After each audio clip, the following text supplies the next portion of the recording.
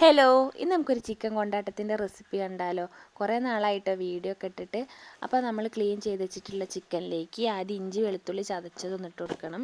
പിന്നെ പൊടികളായിട്ട് മഞ്ഞൾപ്പൊടി, ഉപ്പ്, ഗരം മസാല, നമ്മുടെ മുളക് പൊടിയും കൂടി ഇട്ടിട്ട് കൈ വെച്ചിട്ട് നല്ലോണം മിക്സ് ചെയ്യണം കേട്ടോ. എന്നിട്ട്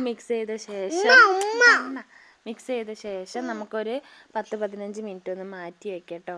എന്നിട്ട് പിന്നെ ഒരു പാൻ എടുത്തിട്ട് അത് ചൂടായ ശേഷം നമുക്ക് കുറച്ച് വെളിച്ചെണ്ണ ഒഴിക്കുക. എന്നിട്ട് നമുക്കിതൊന്ന് ജസ്റ്റ് ഫ്രൈ ചെയ്തെടുക്കുക.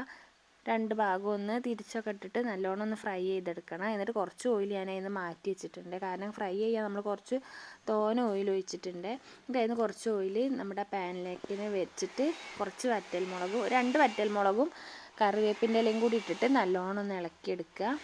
എന്നിട്ട് അത് മാറ്റി വയ്ക്കുക. എന്നിട്ട് അതേ ഓയിലിൽ തന്നെ നമ്മൾ വെളിച്ചെണ്ണയാണ് എടുത്തിട്ടുള്ളത്. അതിലേക്ക് നമ്മൾ 2 സവാളയും ചെറിയുള്ളിയും ഒക്കെ എടുക്കട്ടോ. ചെറിയുള്ളി എടുത്താൽ ഒന്നും കൂടി ടേസ്റ്റ് കൂടും.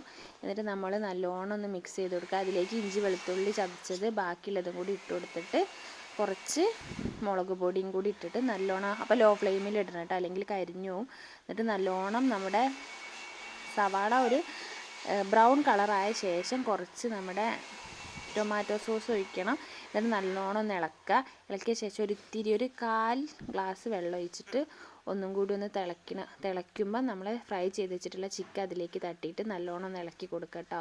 ഒരു 5-10 മിനിറ്റ് അതിൽ കിടന്ന് വെന്ത ശേഷം നമുക്ക് ഫ്ലെയിം ഓഫ് ആക്കിയിട്ട് നമ്മുടെ വറ്റൽമുളകും കറിവേപ്പിൻ്റെലും ഫ്രൈ ചെയ്തത് അതിലേക്ക് ഇട്ടിട്ട് ഒന്ന് ഇളക്കാം കേട്ടോ.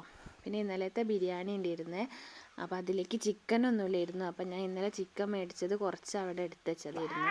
അപ്പോൾ അത് ഇതേപോലെ ഉണ്ടാക്കിയതാണ്. എന്തായാലും ഇതിന് ടേസ്റ്റ് ചെയ്തപ്പോൾ നമ്മളെ ബിരിയാണിക്ക് സൂപ്പർ കോമ്പിനേഷൻ തന്നെയാണ് കേട്ടോ.